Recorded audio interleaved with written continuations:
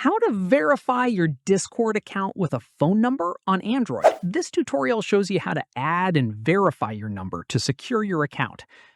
First, open the Discord app on your Android device. After that, tap on your profile icon at the bottom right of the screen.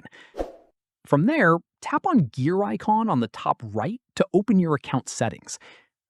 At this point, tap on Account and then tap on Phone Number to open the phone verification section.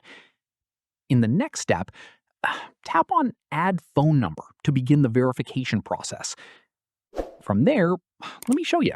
Select your country code from the dropdown and enter your phone number in the field provided.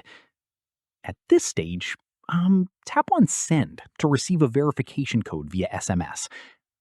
Following this, check your messages for the code sent by Discord and enter it in the field provided.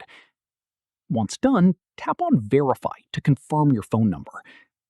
From there, your phone number will now be linked and verified on your Discord account.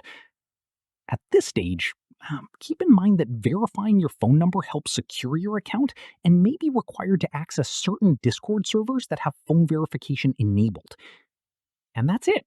If this guide helped you verify your Discord account with a phone number, give it a like, subscribe for more Android tutorials, and tap the bell icon for updates. See you in the next one.